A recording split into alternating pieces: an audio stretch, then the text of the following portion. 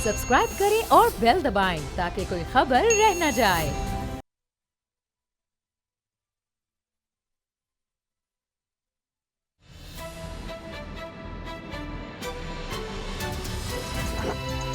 अब पता चला।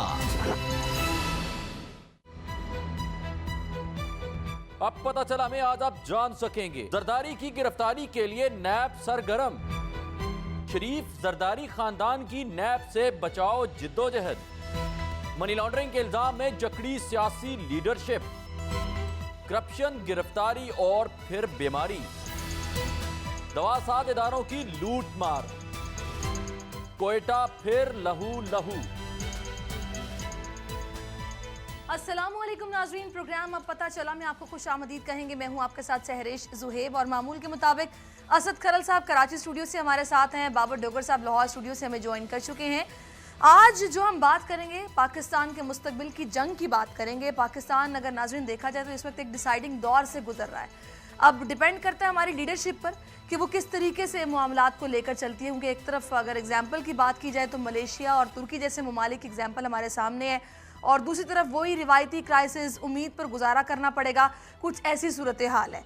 लेकिन इस मुश्किल दौर में अपॉर्चुनिटी इन एडवर्सिटी भी है कि आप देखें कि जिस तरीके से सियासी मामलात तो अपनी तरफ चल ही रहे हैं, जो अदालती मामलात हैं, एहतसाब का दायरा जिस तरीके से वसी होता जा रहा है, शिकंजा कसा जा रहा है करप्ट अनासिर के खिलाफ।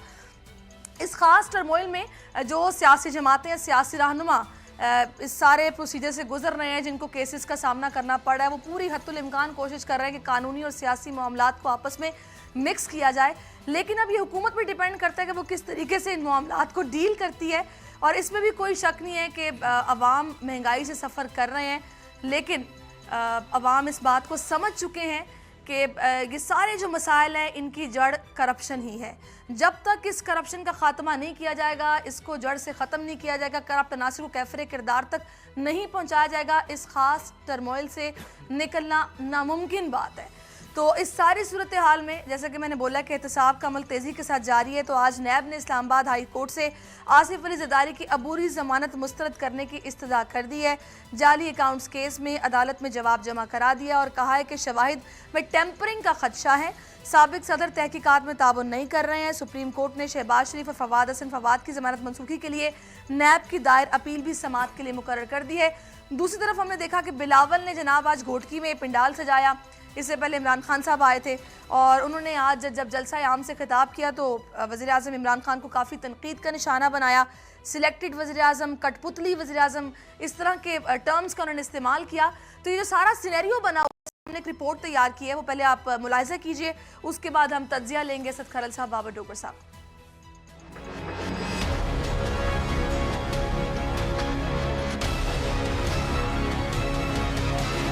सियासी लीडरशिप मनी लॉन्ड्रिंग इल्जामात की जकड़ में और नैब को मिल रही हैं बड़ी कामयाबियां। कोई नैब को बुरा कहेगा और बगैर वजह के कहेगा, बिला जवाज़ कहेगा, तो फिर इदारे की सरबराह की हैसियत से उस वक्त मैं खामोश नहीं बैठूंगा। एक तरफ शहबाज शरीफ खानदान के खिलाफ मनी लॉन्ड्रिंग के इल्जामात पर तहकीकात जारी हैं, तो दूसरी तरफ जाली अकाउंट्स केस में साबिक सदर के करीबी अफराद की गिरफ्तारियों के बाद अब नैब मंसूबा बंदी कर रहा है सबसे बड़ी गिरफ्तारी की। पीपल्स पार्टी ने अपनाई है एहतजाजी हिकमत अमली और बिलावल दे रहे हैं सीधी हुकूमत गिराने की धमकी। 1 यूनिट लागू करने की कोशिश करो, मैं एक लात मारकर आपका हुकूमत खत्म कर दूंगा।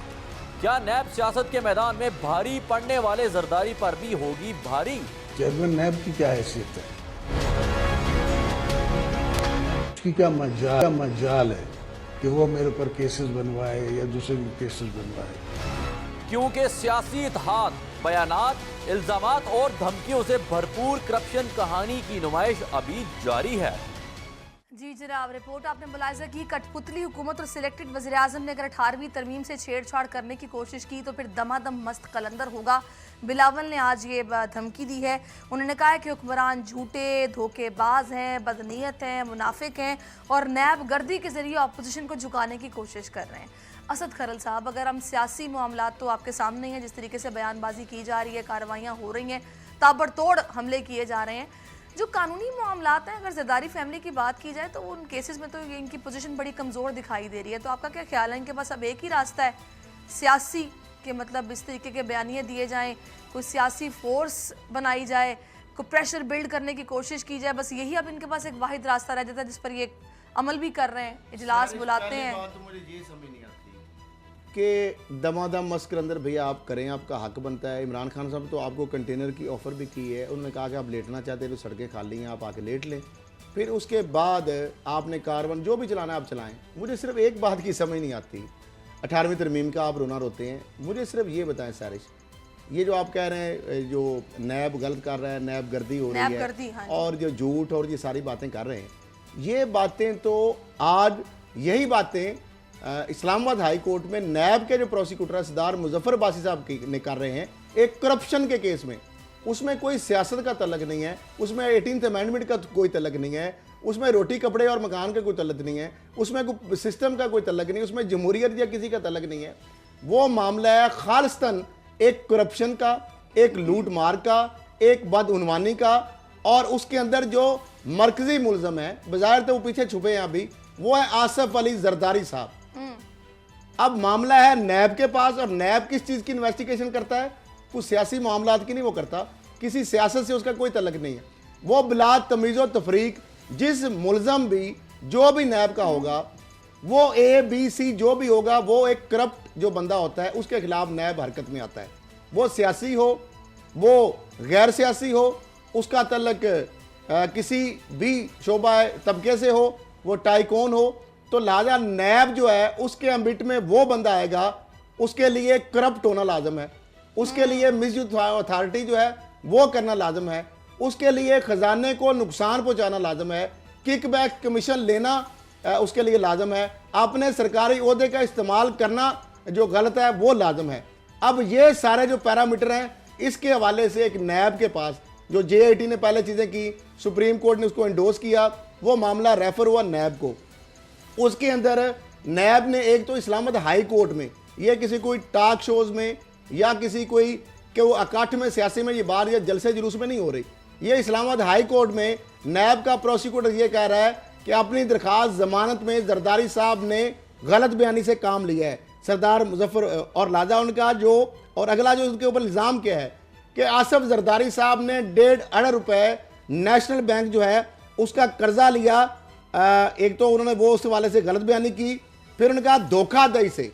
अब धोखा, फ्रॉड, बदनीति ये कौन कर रहा है? ये जरदारी साहब है, उनको धोखेबाज भी आप कह सकते हैं, क्योंकि नैब ये कह रहा है कहाँ पे, इस्लामाबाद हाई कोर्ट में। उन्होंने कहा धोखा किया उन्होंने, और फ्रंट कंपनी जो परथून है वो बनाई, और मिसयूज अथॉरिटी यानी असर और रसूख का इस्तेमाल किया, और बैंक से कर्ज लिया, क्योंकि नेशनल बैंक सरकारी बैंक है, और बाकी तो खैर उनका सिंध बैंक भी उन्होंने लूटा, जिस तरह समिट बैंक भी और सारा। फिर नैब सुप्रीम कोर्ट के हुक्म पर जैली बैंक अकाउंट्स की वो तहकीकात कर रहा है, यानी करप्शन, फ्रॉड, मनी लॉन्ड्रिंग की सबसे बड़ी पाकिस्तान की अदालत जो है उसके हुक्म पर, और सारे डॉक्यूमेंट्री एविडेंस, कोलैबोरेटिंग एविडेंस पकड़े गए। क्या फलूदे वाला जो है उसके तो अरबों रुपए से कोई तल्लक नहीं है ना, तो ये तो सारे आप यूज कर रहे हैं, बल्कि एक फ्रॉड करते रहे। उसके बाद आसिफ जरदारी साहब ने पार्क लेन कंपनी में जो जमानत उसकी मुस्तरद हो रही है। मुझे ये बताएं, जब हीट आती है, जब इनको आप पकड़ते हैं, जब इनके खिलाफ यही, अब एक और बड़ी मजेदार बात जो जरदारी साहब ने बयान किया कि नैब की क्या मजाल वो मेरे खिलाफ केस बनाएगा। जरदारी साहब, इस बात पे मैं अप्रिशिएट करूंगा आपको, सिक्स सेंस को भी, कि जिस वक्त आपने ये बयान दिया था ना, उस वक्त का जो चेयरमैन नैब था ना, वो वाकई उसकी नहीं मजाल थी, और आपने जो बात सही की थी कि वो जिस तरह वो आप लोगों के पाँव में बैठा हुआ था, मैं इसलिए कह रहा हूँ कि इनके पाँव में तो बैठा ही हुआ था। अगली बात एक और मैं कर रहा हूँ, ये कमरुज़्ज़मान चौधरी साहब को मैं मुखातब करके कर रहा हूँ, पूरी कौम सुन रही है, वो किसी कोर्ट ऑफ लॉ में जाना चाहें, और ये बात जो है मैं खुद से कर रहा हूँ, इसमें मैनेजमेंट इंतजामिया का कोई मामला नहीं। अगर कंटेम्प्ट ऑफ कोर्ट आपने करनी है, पैमरा में जाना है, ये मैं इसका क्योंकि विटनेस और मेरे साथ आपकी वो मुलाकातें हैं। आप जरा बताएं, घर में कितनी दफ़ा आपने मुझे दावत दी? जब चेयरमैन नैब थे, आपने घर में कितनी दफ़ा मुझे बुलाया? फिर आप लाहौर में मेरे पास कितने आए, कितनी दफ़ा आए, और किस कमरे में आप ठहरते थे, और किस तरीके से आप जिल्लत अमेज तरीके से आप मेरे सामने बैठते थे? जिल्लत अमेज ही होता है ना कि आप एक गलत काम करते हैं, मैं आपको कहता हूं कि आपने ये गलत काम किया, आप माफिया मांगते हैं, गिड़गिड़ाते हैं, उसके एविडेंस भी मौजूद हैं, गिड़गिड़ाते हैं। आप एक चेयरमैन होते हुए आपने उस ओहदे की बेतुकीरी की। आपके सामने घर में बैठ के जब मैंने क्या कहा था, यही केसेस के बारे में बात हुई थी। मैंने कहा ये नवाज शरीफ साहब के, ये इसाक डार साहब के केस और बाकी जो केस हैं, मेरा आपसे क्या इख्तलाफ है? मेरा आपसे कोई इख्तलाफ नहीं। मेरा उस वक्त आपसे इख्तलाफ हुआ जब आप चेयरमैन नैब थे, सिर्फ एक बात पे जब आपका मैंने फोन सुनना बंद कर दिया। आपको अच्छी तरह याद है, आपने बड़ी कोशिशें की और जितने अरब रुपए आपने बनाए हैं ना, वो एक एक रुपया आप देंगे। और मैं आपको चैलेंज कर रहा हूं, जहां जहां पे भी आपके एसेट्स हैं, जो बंदा गाड़ी में पैसे रख के लेके आया था, वो आपको पता किस इदारे का इंस्पेक्टर था, और जो आपका वहां पे डीलर लाहौर में बैठ के डीलिंग करता था। बहुत लंबी तफसीलें हैं। जो कराची एयरपोर्ट से बैग पैसों का लेके बंदा कैरी कौन कर रहा था। मुस्लिम टाउन में आपने प्लाट, जो ज़ियाउल हक ने कितने आपको प्लाट दे दिए थे। जो आपकी ना खत्म होने में जो अंपायर की तफसीलात हैं, वो एसेट बिहाइंड मीन का केस मैं बनाऊंगा नहीं, मैं चेयरमैन नैब साहब को भेजूंगा और सारी डिटेल। और फिर सर्कल जो है आपका नवीद कमर जो बेटा है, उसके 2.5 लाख रुपए के जो उसके रिटर्न है, सारी चीजें मेरे पास मौजूद है और कैलबरी फॉन्ट में लिखे। अगर मैं एक सेकंड मुझे सिर्फ ये बताएं कि ये ओहदे की तजलील है। सही बात। आज वही नैब जो है उससे ये कपकपा रहे हैं। उस वक्त जो जरदारी साहब ने कहा बिल्कुल ठीक कहा। अगर ऐसे लोग जो होंगे इदारों के ऊपर आके बैठेंगे तो इदारों के लिए बदनामी का और कलंक का टीका बनेंगे, और इनके ऊपर पूरी एक लंबी तफसीलात है वारदातों की। और मैं आपके साथ खिलाफ चेयरमैन नैब को एक पूरा रेफरेंस बना के along with an extra document लगा के कि आपका जो बेटा है, सर्कल जो कंपनी थी, 2.5 लाख का प्रोफाइल, आप चेयरमैन नाब बनते हैं। और जब उसने एक सिक्योरिटी एजेंसी के लिए अप्लाई किया था, आपके बेटे ने उसकी क्लियरेंस नहीं दी गई थी, इस वजह से कि उसकी एक ही वक्त में 2 काम कर रहा था। वो मेरे पास आपको पता है। अच्छा बाबर साहब, मामला ये है कि वो करोड़ों में एजेंसी खेली, आपने ओहदे का इस्तेमाल किया। जो मुलजमान थे, जो सरकारी इदारों के, उनकी कंपनियों से, कारपोरेशनों से आपने उनकी इंक्वायरी बंद करने के बाद बिजनेस लिया, जो कंपनी आपकी प्री नहीं करती थी। फिर आपका अंपायर खड़ी हुई, वो कंपनी आपने कहा है ना कि आप चेयरमैन नैब को मामला दरख्वास्त सिर्फ देंगे। ये है कि आप मौजूदा चेयरमैन उसी नैब के हैं। हाँ जो नैब सुप्रीम कोर्ट का दफन हो गया है। लाला जरदारी साहब, अब ये बात कहें ना, अब ये दोहराएं जरा कि इस नैब की जस्टिस जावेद इकबाल की क्या मजाल कि वो मेरे ख्याल केब बनाए। सही हो गया। आज ये क्यों भाग भाग के लंदन जा रहे हैं? मुझे एक बात बताएं वैसे बाबर साहब, ये मुझे समझ नहीं आती है कि ये हर दफा हर लफ्ज के आगे गर्दी गर्दी लगा देना। हम इस मुल्क में गर्दी गर्दी सुनते रहते हैं।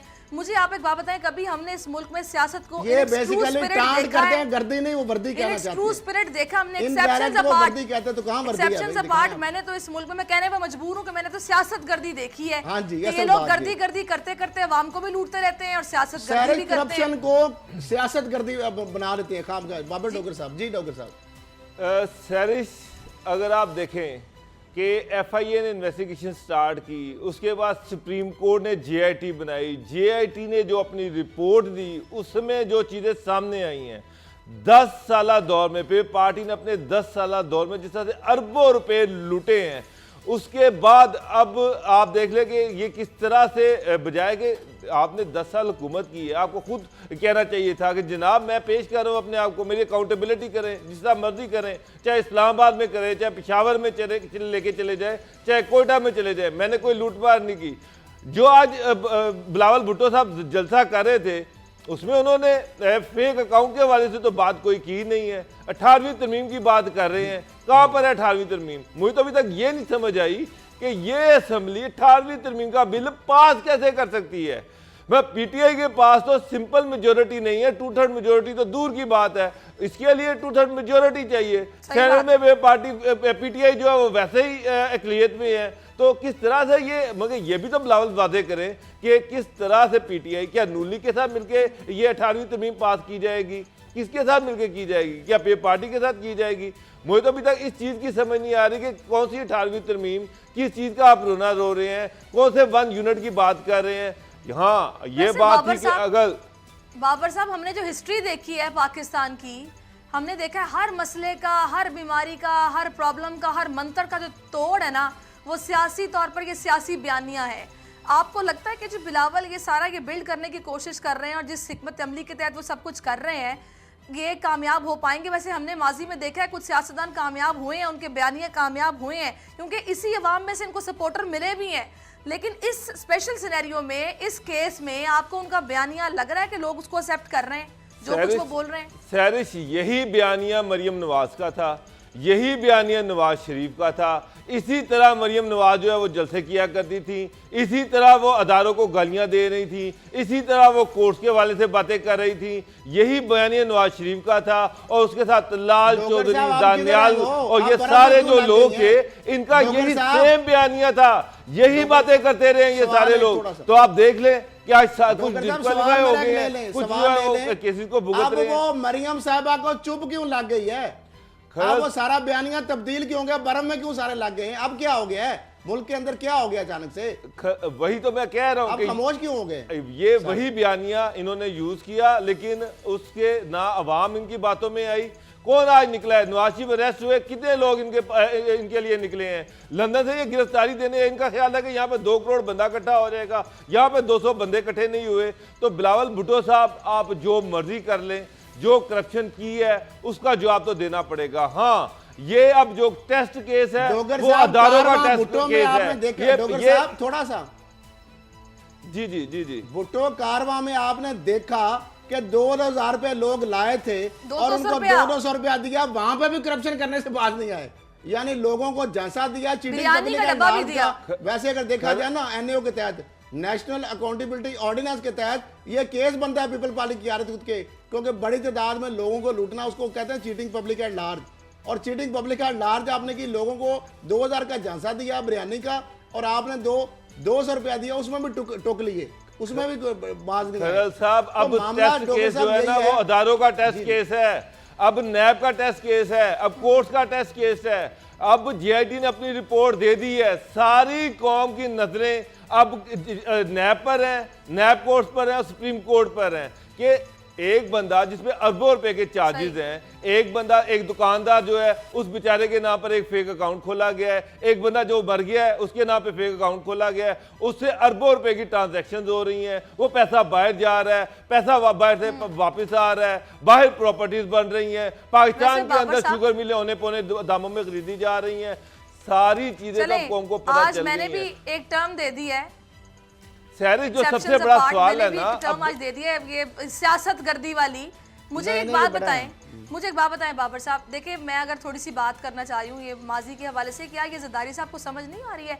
पहले तो ये तो था ना, कुछ इस्टेब्लिशमेंट को बुरा भला कहो, कुछ हुकूमत पर तनकीद करो, कुछ कौमियत की बात कर लो, कुछ बैरूनी साजिश की बात कर लो, कुछ विक्टिमाइज करने की बात करो, तो एक सियासी डिश तैयार हो जाती थी।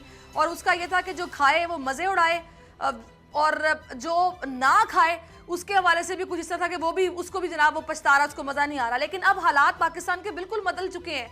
अब यहाँ पर यह है कि जिसने माजी में वो डिश खाई है, वो अब माल भी बनाया है, वो अब पछता रहा है, क्योंकि उसका भी एहतसाब हो रहा है। तो अब यही वजह है कि इनको इस तरह के बयानिए भी देने पड़े, और ये चाह रहे हैं कि शायद वो पहले वाली जो डिश है ना, शायद उसी से काम चल जाएगा, लोगों को बेवकूफ़ बना लेंगे, बुरा उनके देखे ना इनके खिताब, स्टैब्लिशमेंट के बारे में बात करते हैं, हुकूमत को तनकीद का निशाना बनाते हैं, छेड़छाड़ की दमादम मस्त कलंदर होगा, धमकियां दे रहे हैं। इनको ये समझ नहीं आ रही कि वक्त अब वो नहीं रहा, पाकिस्तान बदल गया है। दमादम मस्त कलंदर करना है तो बड़ी वहां पे जाएं, वहां पे जाके वहां पे खरल साहब ये तो आपके पार्लियामेंट के बाहर चले जाएं, कंटेनर रख के वहां पर बैठ जाएं, तो 10,000 बंदे वहां पे इकट्ठे कर ले।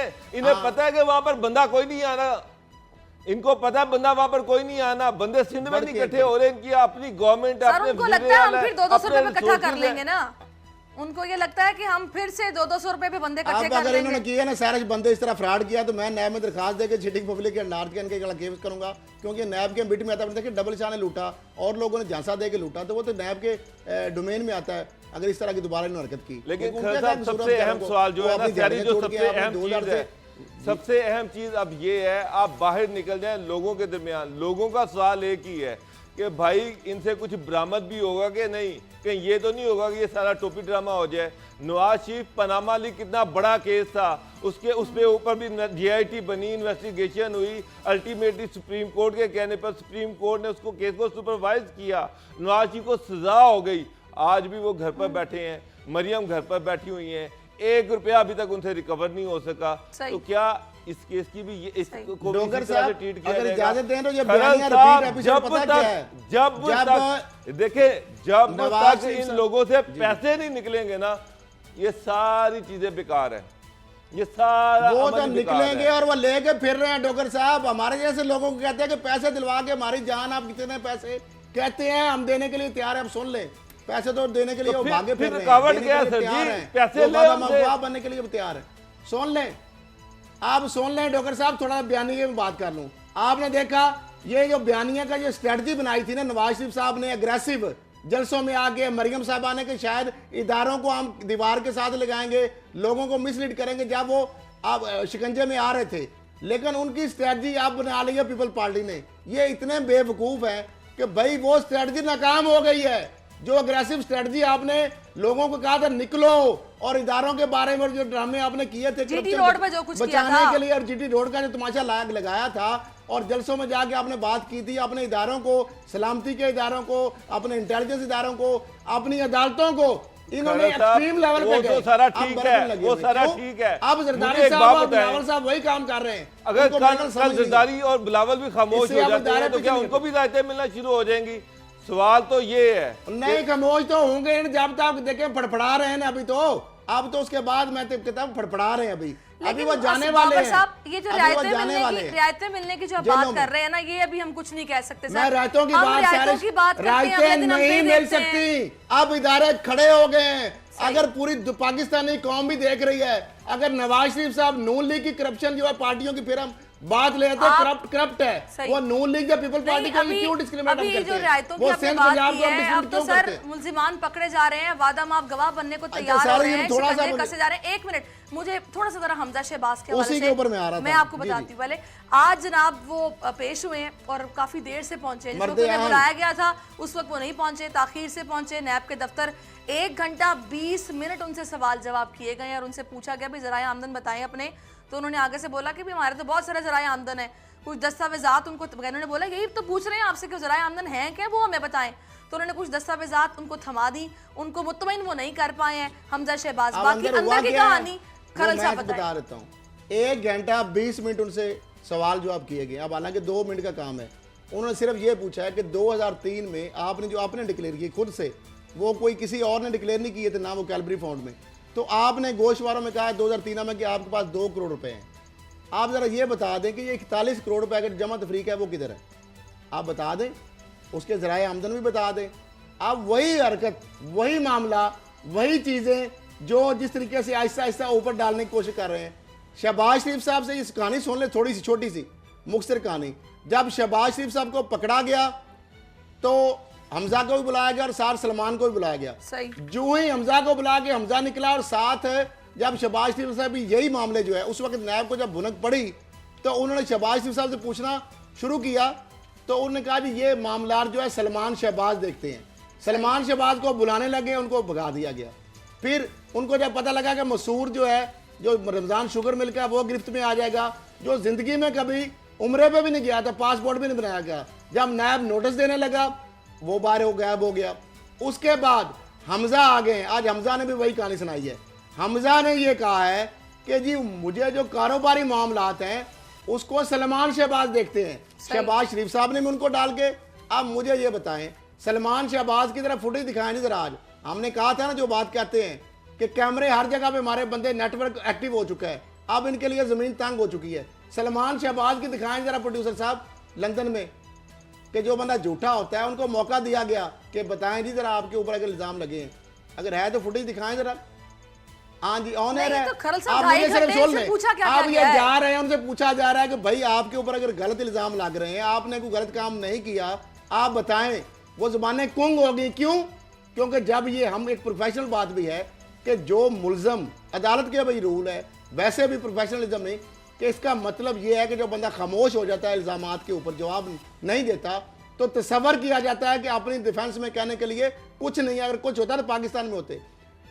और शहबाज शरीफ साहब के वहां पे क्या मामला आता है सारिश, वो ब्रेक के बाद आप जरा बता दें। बिल्कुल। वो भी हम बताएंगे, उनकी भी लाइव बना चले दें। अभी अच्छा, नाज़रीन को मैं खैर, फिर से एक दफा इसमें- बता दूं कि 1 घंटा 20 मिनट इसमें- ताकीर से आज पहुंचे थे। 2.5 घंटे इनसे सवालात किए गए हैं जिसमें इन्होंने मुत्तमिन किया। जी बाबर साहब जल्दी से। इसमें आज जब वो पेश हुए हैं ना, तो हमजा शहबाज इंतहाई खौफजदा, इंतहाई डरे हुए और इंतहाई सहमे हुए थे। जिस तरह कल वो भड़के लगाए थे ना पंजाब असम्बली में, सही। उसके बिल्कुल बरक्स अकेले वो नैब वालों के पास जाने को बिल्कुल तैयार नहीं थे।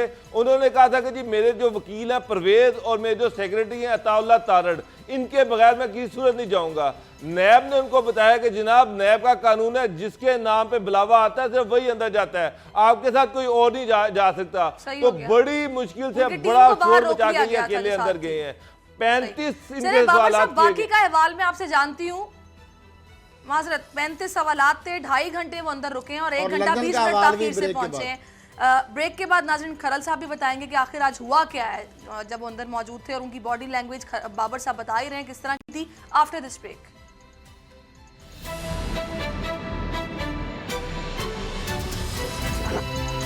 अब पता चला।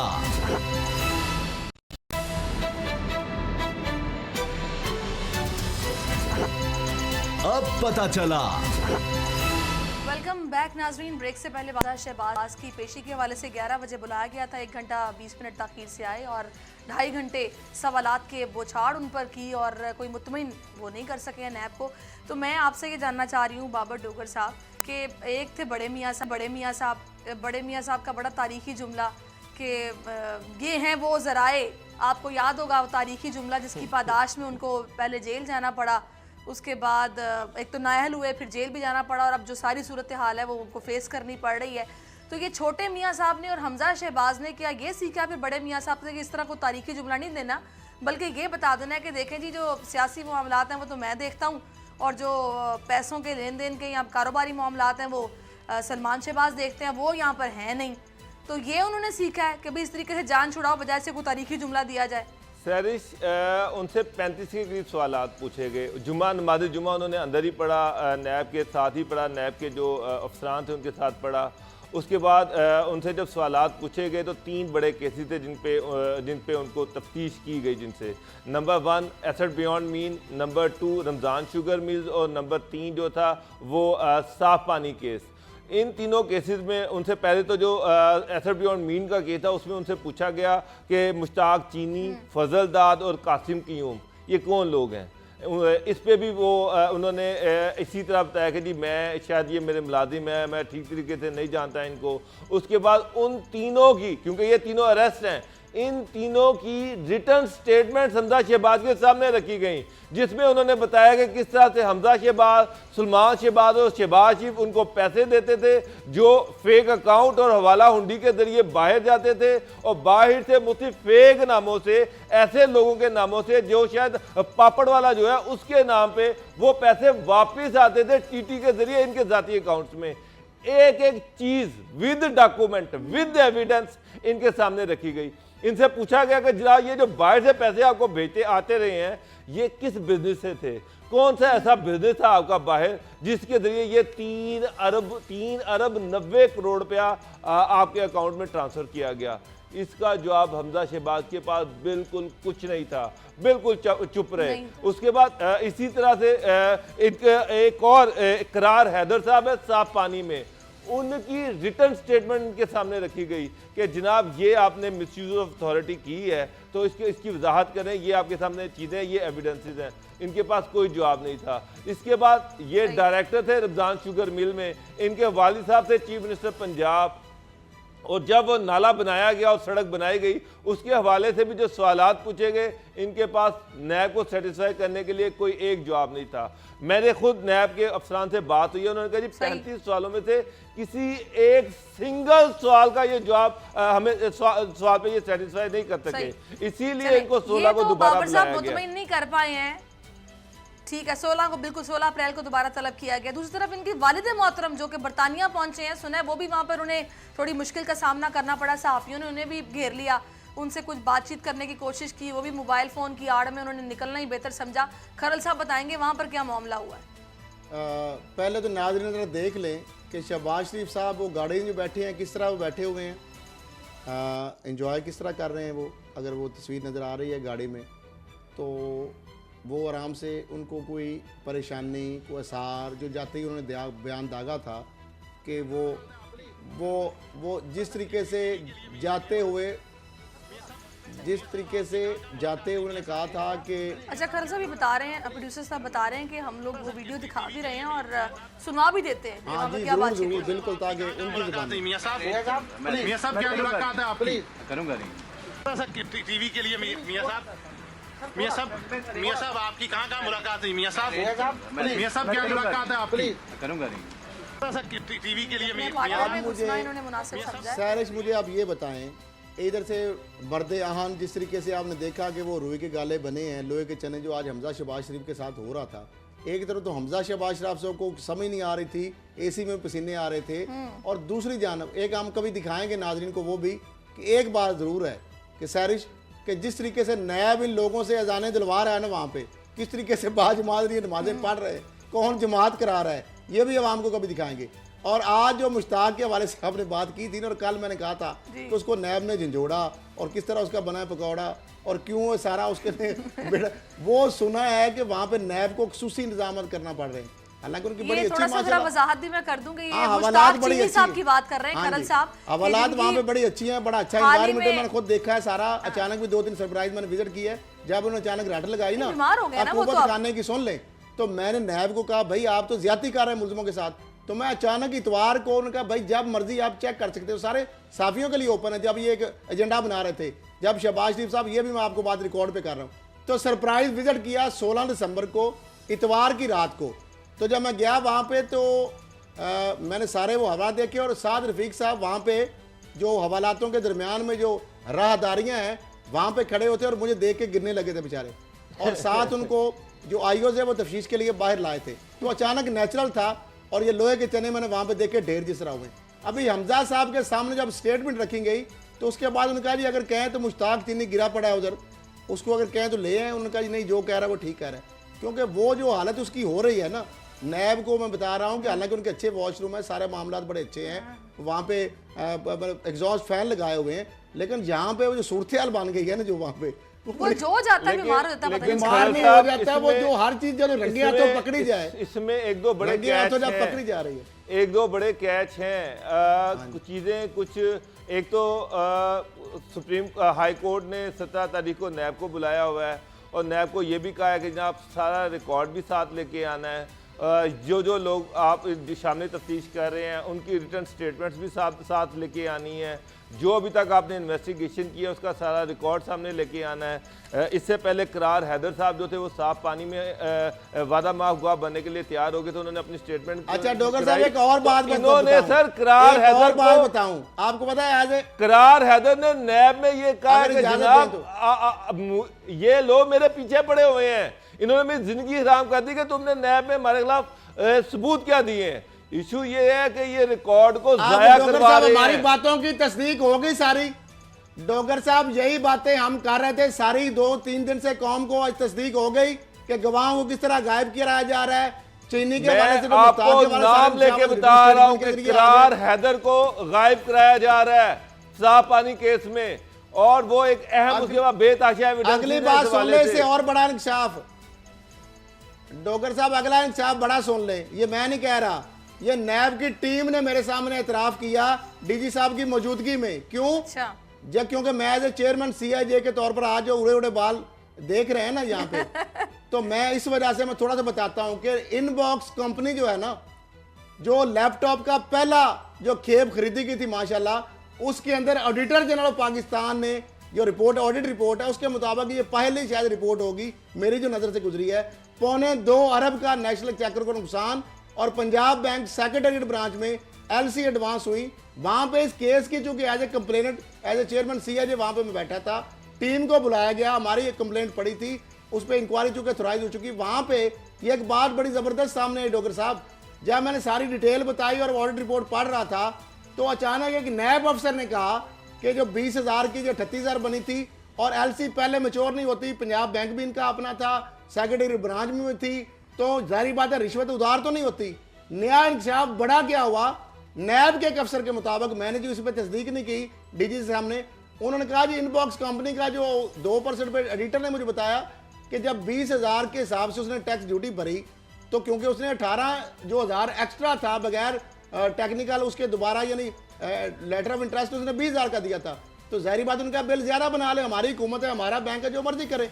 वहां पे नैब के एक अफसर ने डीजी की मौजूदगी में उनके दफ्तर में कहा कि भाई इनबॉक्स कंपनी का बंदा तो हमजा शहबाज शरीफ का पार्टनर भी है, वो तो है ही फ्रंटमैन उसका, तो आप इसकी तरह, वो तो सीधे ही उन्होंने खांचा मारा है।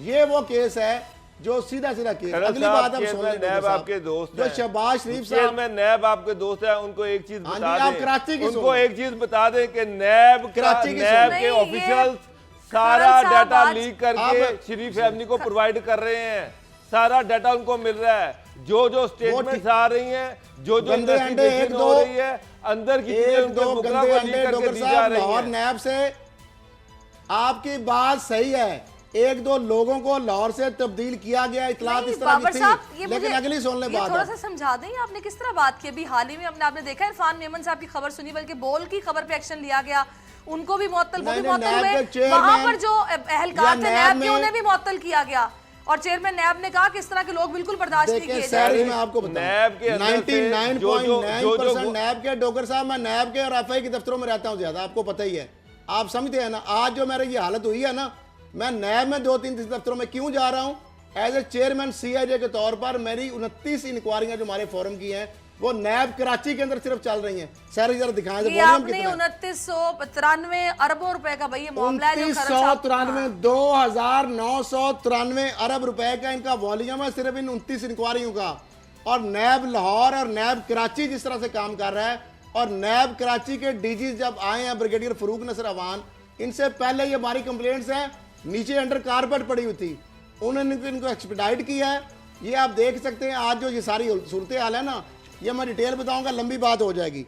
ये नैब कराची के अंदर सिर्फ सीआईजे के जो सेंटर फॉर इन्वेस्टिगेटिव जर्नलिज्म है, उसकी इंक्वायरी जो ऑथोराइज हो चुकी हैं, उनका वॉल्यूम जो है 2994 अरब रुपया है।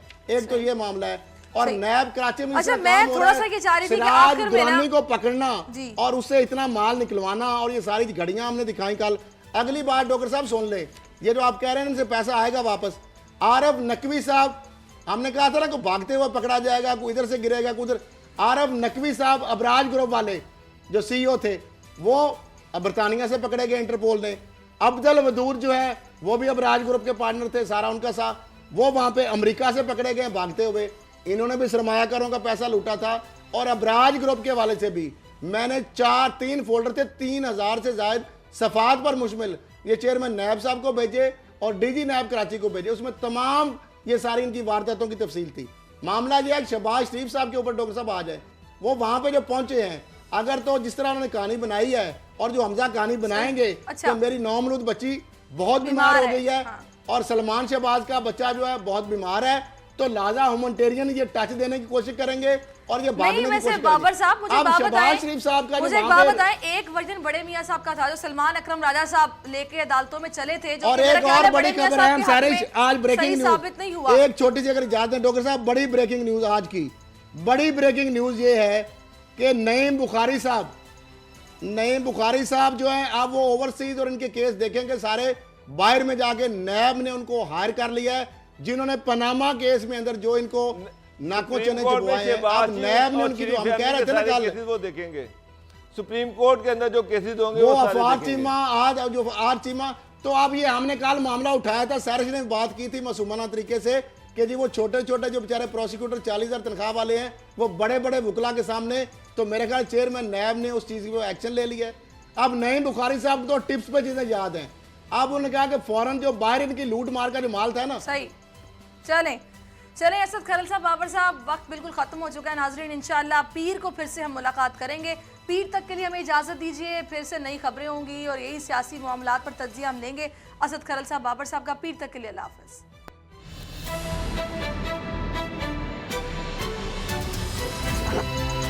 अब पता चला। सब्सक्राइब करें और बेल दबाएं ताकि कोई खबर रह न जाए।